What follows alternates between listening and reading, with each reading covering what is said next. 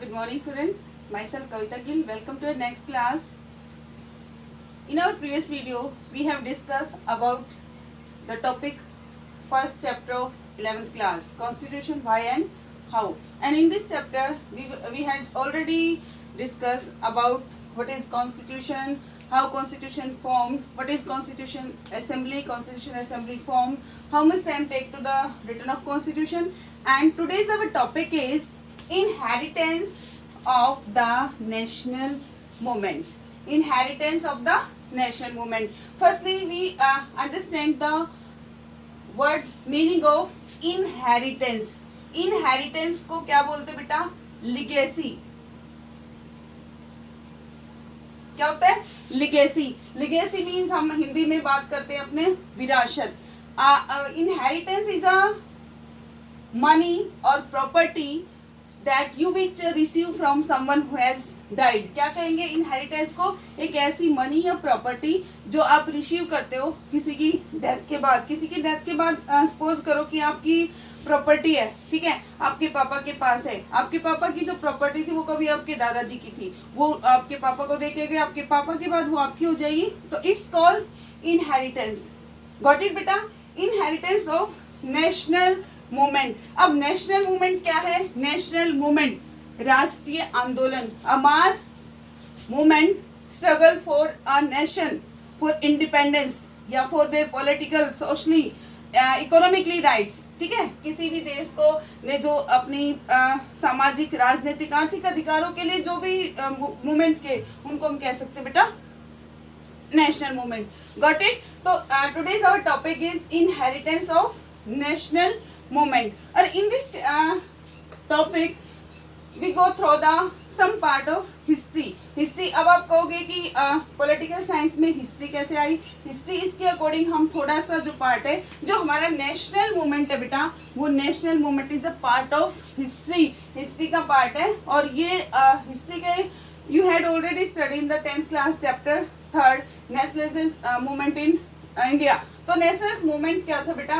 और उसका हमारे कॉन्स्टिट्यूशन से क्या रिलेशन है? कॉन्स्टिट्यूशन से उसका क्या रिलेशन है और नेशनल मूवमेंट्स क्या हुआ? तो इसके अकॉर्डिंग हम क्या पढ़ेंगे? Go back through the some memory या some point of your history कि नेशनल मूवमेंट क्या था. नेशनल मूवमेंट एक स्ट्रगल था जो हमने किसके लिए किया? इंडिपेंडेंस के लिए. इंडिपेंडेंस के लिए हमने जो स्ट्रगल किया उसे हमने क्या कह दिया? National movement. अब नेशनल मूवमेंट में हमने हिस्ट्री में भी पढ़ा था कि हर चीज के लिए हमने अंग्रेजों के लिए लड़ा. वी नो वेरी वेल कि ब्रिटिशर जो ना हमारे इंडिया में कितने साल तक रही? लगभग 200 साल तक उन्होंने हमारे देश के ऊपर शासन किया. और उनके राज्य को खत्म करने के लिए या अपने देश का राज्य लाने के लिए, सेल्फ जो था गवर्न कंट्री बनाने के लिए हमने जो भी मूवमेंट किया बेटा, वो नेशनलिस्ट मूवमेंट थे. अब आती है बात कि नेशनल मूवमेंट का जो ना कॉन्स्टिट्यूशन से क्या रिलेशन है. इसके अकॉर्डिंग हम पढ़ेंगे कि सबसे पहली बात, हमारी जो नेशनल मूवमेंट थे या जो हमारे नेशनल लीडर थे, उन्होंने जो स्ट्रगल किया उसमें से ही कुछ सीख लेके हमने आगे अपने कॉन्स्टिट्यूशन में डाला. और constitution is not a part of constitute assembly. केवल कॉन्स्टिट्यूशन असेंबली का ही पार्ट नहीं हमारा कॉन्स्टिट्यूशन. हमारे कॉन्स्टिट्यूशन में जो कॉन्स्टिट्यूशन असेंबली बनी, it's a part of nationalist movement. वो भी एक नेशनलिस्ट मूवमेंट का पार्ट था. उसके अकॉर्डिंग ही हमारे फ्रीडम फाइटर्स ने, नेशनलिस्ट ने जो भी चीजें सीखी, उसके लिए हम देख सकते हैं. अगर आप पीछे जो हमने पढ़ा था कि एक एक्ट था, गवर्नमेंट एक्ट ऑफ इंडिया 1935. ठीक है, उसके according to government act of India 1935 British ने अपने पूरे देश को कितने पार्ट में बांट रखा था? 2 पार्ट्स में बेटा. First is provinces and second is princely. We already had discuss province and princely. Province जो ब्रिटिश के अंडर में थी और प्रिंसली जो थी वो प्रिंसेस या किंग के अंडर में थी. तो एक्ट ऑफ 35 का क्या रोल था कि जिसके अकॉर्डिंग प्रोविंसेस में लेजिस्लेटिव प्रोविंसेस बना रखी थी. लेजिस्लेटिव प्रोविंसेस में क्या था, वो इलेक्शन करवाते थे, इलेक्शन के अकॉर्डिंग गवर्नमेंट बनाते थे। बट इस एक्ट के अकॉर्डिंग बेटा ब्रिटिश का जो मेन एम था वो अपने देश के ऊपर शासन करना था। तो इन चीज़ों से बहुत सारी जो लिगेसी थी उसको लेकर हमारे जो फ्रीडम फाइटर थे उन्होंने इन चीज़ों से ही इंस्पायर्ड होके वही चीज़ें कि हमने इन चीज़ों को झेला है, जो भी पॉलिटिकल राइट्स था या जो भी सोशली राइट था वो चीज़ हमें नहीं थी, तो वो नेशनल मूवमेंट के अकॉर्डिंग ही सीखी गई और उसके बाद हमारे कॉन्स्टिट्यूशन में डाली गई। तो एक इसके रिगार्डिंग हम एक नेक्स्ट चीज़ पढ़ते हैं, बैकग्राउंड कंसेंसस। इसके अकॉर्डिंग क्या था, कंसेंसस होता है बेटा आम सहमति। ये कहां से आया, इसके अकॉर्डिंग जो है हमारा जो फ्रीडम फाइटर था या नेशनलिस्ट मूवमेंट था उसमें जो फ्रीडम फाइटर थे उन्होंने जिस भी चीज को झेला, जो भी चीज हुई, जैसे हमने देखा हिस्ट्री के चैप्टर में कि ब्रिटिश जो ना अपने आप को क्या मानते थे, superior mean they thought that British are inspire और दे वर सुपीरियर, वो सुपीरियर है और जो इंडियंस हैं वो ब्लैक ब्लडी के नाम से उनको जानते थे। तो वहां पर क्या था, एक वर्ड आता था रेशियल डिस्क्रिमिनेशन।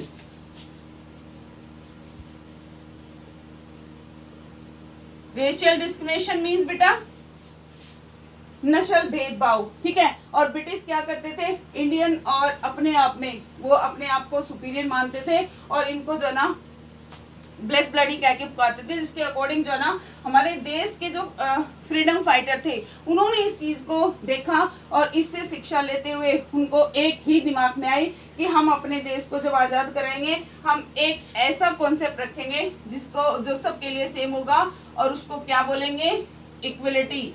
क्या बोलेंगे बेटा, इक्वलिटी।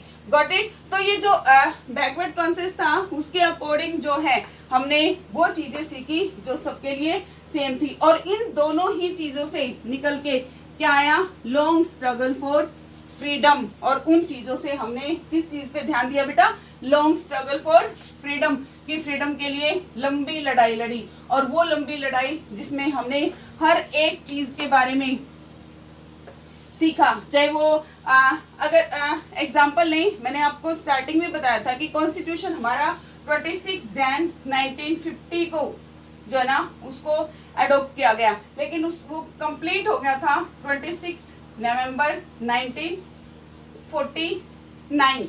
लेकिन इस डेट को क्यों बनाया गया, क्योंकि थोड़ा सा पीछे की तरफ जाएंगे हम कि हमने बोला था 26 जैन 1930 में पंडित जवाहरलाल नेहरू ने क्या कर दिया था, डिक्लेयर फुल इंडिपेंडेंस, ठीक है। तो इसी डेट को रिमार्केबल बनाने के लिए हमने 26 जैन 1950 को अपना कॉन्स्टिट्यूशन अडॉप्ट किया था। तो ये भी बेटा एक स्ट्रगल था और वो स्ट्रगल क्या था, स्ट्रगल फॉर फ्रीडम। फ्रीडम के लिए हमने स्ट्रगल किया। उसके बाद इस जो फ्रीडम स्ट्रगल था बेटा बहुत सारे हमने ये भी देखा कि बहुत लंबी लड़ाई थी। लड़ाई का मतलब ये नहीं था कि हमने हथियार उठाए, हमने अंग्रेजों को मार दिया, अंग्रेजों ने जो है ना इंडियंस को मार दिया। लड़ाई का मतलब था कि हर तरीके से गांधी जी ने जो मूवमेंट चलाए उसके अकॉर्डिंग नॉन वायलेंस को भी अडॉप्ट किया गया, ट्रुथ को भी अडॉप्ट किया गया और जो भगत सिंह जैसे लीडर थे उन्होंने वायलेंस का भी सहारा लिया, ठीक है। उसके अकॉर्डिंग जो स्ट्रगल था फ्रीडम के लिए वो बहुत लंबा चला और उस फ्रीडम से क्या निकल के आया बेटा, principle inherited from national movement. और वो चीज जो थी लॉन्ग स्ट्रगल से हमें जिस चीज की शिक्षा मिली वो थी हमारे जो प्रिंसिपल निकले, जो हमें हेरिटेड हुए, मतलब हमें जो विरासत के रूप में मिले, इनहेरिटेड मिले, वो था हमारा जो है ना उसी से सीख लेके हमने अपने कॉन्स्टिट्यूशन को बनाया। तो all of these give a concrete shape of the constitution. तो चाहे ये बैकग्राउंड कंसिस्ट था बेटा, स्ट्रगल थी फ्रीडम के लिए या जो प्रिंसिपल थे नेशनल मूवमेंट के, उन सब ने हमें एक क्या दिया, एक कंक्रीट की शेप दे दी बेटा। कंक्रीट क्या होता है, कंक्रीट जैसे आप मकान बना रहे हो, मकान बनाने में सीमेंट के साथ आप रोड़ी बजरपुर को भी मिला देते हो, पानी भी उसमें डाल देते हो, तो वो एक वो बन जाता है, उसको कंक्रीट बोलते हैं। तो यहाँ पर कंक्रीट का मतलब है कि कुछ हमने जो ना नेशनल मूवमेंट से सीखा, कुछ फ्रीडम फाइटर ने देखा, कुछ हमने ब्रिटिश से सीख ली कि हम जब हम इंडिपेंडेंस हो जाएंगे तो अपने देश को हम ऐसे जो है ना रन करेंगे। तो उन सब से निकल के जो भी चीजें थी वो आपको क्या मिल गई, इनहेरिटेंस मिल गई, लेगेसी के रूप में मिल गई, और वही लेगेसी हमने किस में डाल दी, अपने कॉन्स्टिट्यूशन में। क्लियर बेटा, इज दैट क्लियर? तो ये सारी चीजें जो थी इन्होंने हमारे कॉन्स्टिट्यूशन को एक शेप दे दी। अब नेक्स्ट जो टॉपिक आपका वो है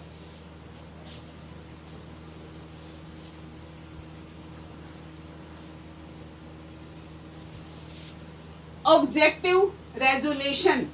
ऑब्जेक्टिव रेजोल्यूशन, और रेजोल्यूशन मींस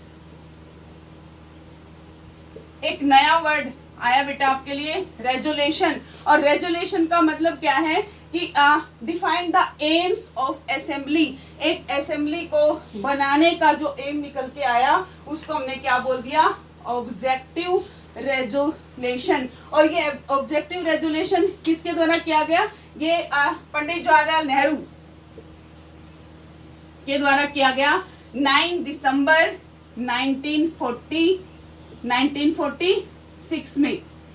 1946 में पंडित जवाहरलाल नेहरू द्वारा ऑब्जेक्टिव रेजोल्यूशन डाला गया बेटा, जिसके अकॉर्डिंग क्या था, define the aims of assembly and move by Pandit Jawaharlal Nehru 9 December 1946। अब इस अब ये देखोगे कि इस रेजोल्यूशन जो ऑब्जेक्टिव रेजोल्यूशन है इसका क्या मतलब था कि इस ऑब्जेक्टिव रेजोल्यूशन हमें कहाँ से सीख मिली इसकी, हमें इसकी मिली नेशनल मूवमेंट से, जो भी स्ट्रगल हम करते हुए आ रहे थे। ठीक है, हमने एग्जांपल पढ़ा एक्ट ऑफ 1935, या हमने जो था एक्ट ऑफ 1919 में आया, या इसके अकॉर्डिंग जितने भी मूवमेंट थे बेटा, इनके अकॉर्डिंग तो गवर्नमेंट कैसे रन करी थी, हमारे साथ कैसे कैसे डिस्क्रिमिनेशन हो रहे थे, और उनके अकॉर्डिंग जो भी था, इन सारी चीजों से जो भी एक सीख ली या एक मोरल लिया वो हमारे फ्रीडम फाइटर ने, और उसके अकॉर्डिंग जो है ना एक वर्ड निकलवाया,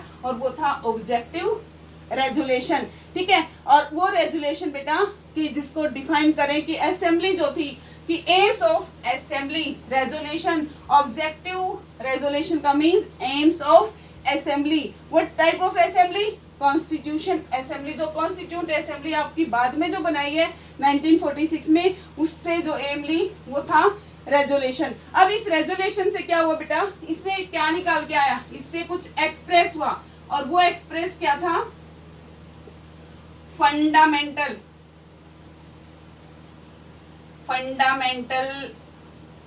जो चीजें थी, फंडामेंटल कम्युनिटी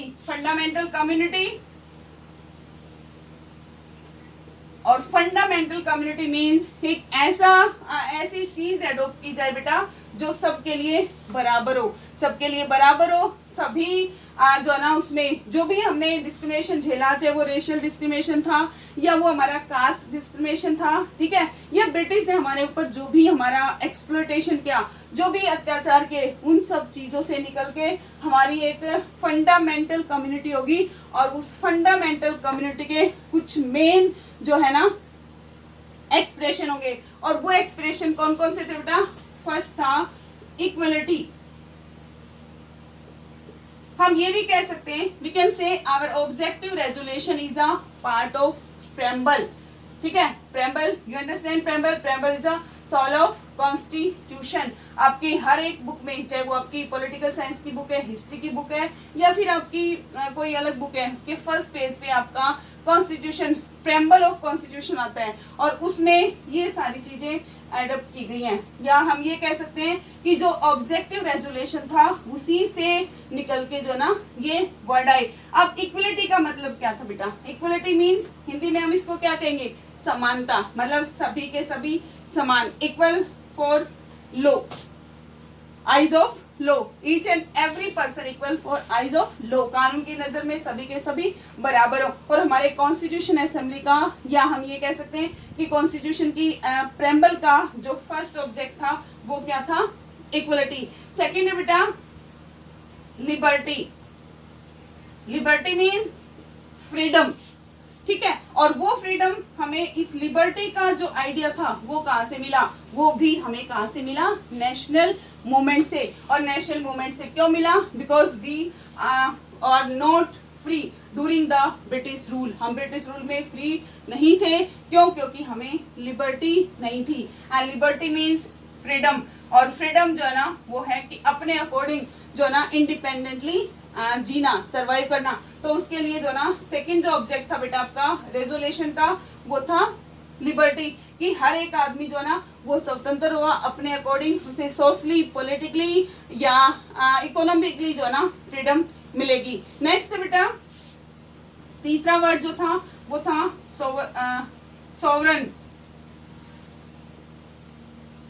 सॉवरेनिटी कह सकते हैं हम। सॉवरन का मतलब होता है बेटा free from internal and external affair. Sovereign means free from internal and external affair, की जैसे before independence we are not sovereign, हम सॉवरन नहीं थे, इंडिया सॉवरन कंट्री नहीं था, लेकिन अब हमारे कॉन्स्टिट्यूशन में एक बार डाल रखे India is a sovereign country, because of this we have independence and we are free from take any type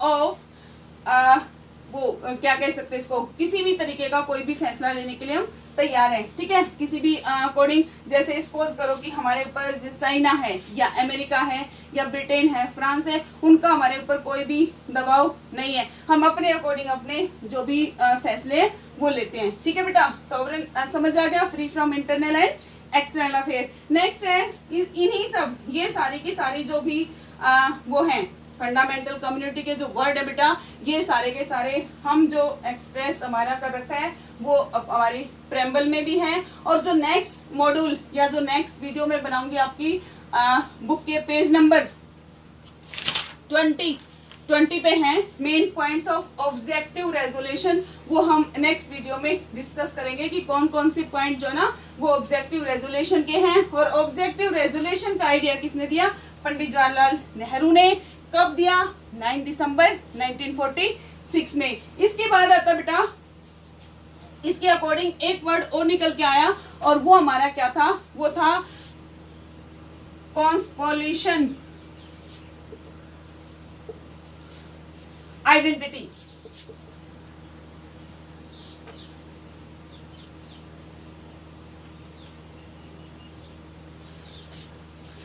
वो क्या था, कॉन्स्पोलिशन आइडेंटिटी मीन्स एक ऐसी आइडेंटिटी बेटा जो इन सभी वर्ड से, इक्वलिटी, लिबर्टी, सॉवरेनिटी और फ्रीडम वगैरह से निकल के जो भी आइडेंटिटी होगी, एक मीन्स एक कंप्लीट आइडेंटिटी जिसके ऊपर किसी का भी अधिकार ना हो। और वो आइडेंटिटी हमारी बिफोर इंडिपेंडेंस नहीं थी, जो अब है। और हमारी जो मेन आइडेंटिटी है वो क्या बेटा, वी ऑल आर इंडियंस। और हमारी जो प्रेम्बल है या कहीं से भी हमारे कॉन्स्टिट्यूशन की जो शुरुआत होती है उसमें लिखा होता है we all are the Indians, we are the people of Indians, ठीक है। हम उसके अकॉर्डिंग जो ना अपनी इन सारी चीजों को एडअप करते हैं। Thus, according to this fundamental community, according to fundamental unit, we can say our constitution not merely a maze of rules and procedure. हमारा constitution एक merely rules और regulation की procedure नहीं है बेटा, but a moral commitment to stabilize the government, कि हमारा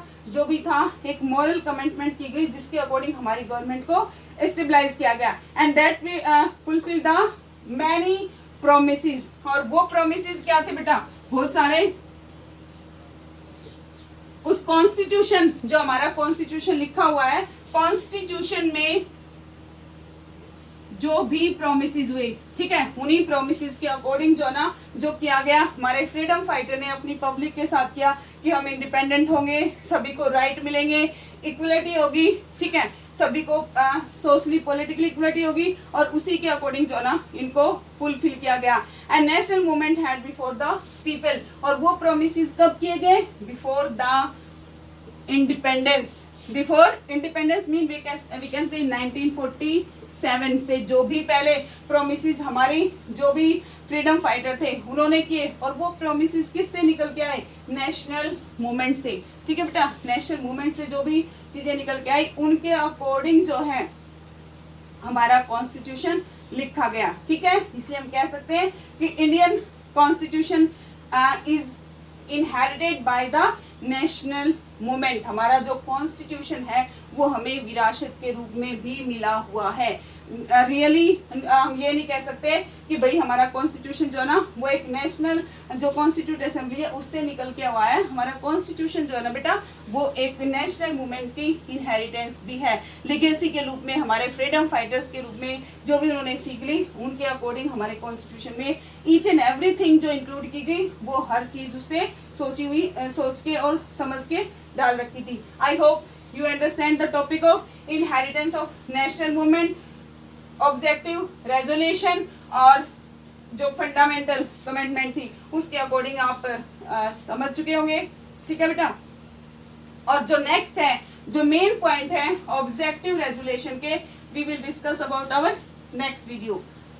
thank you, have a nice day, stay home, stay healthy.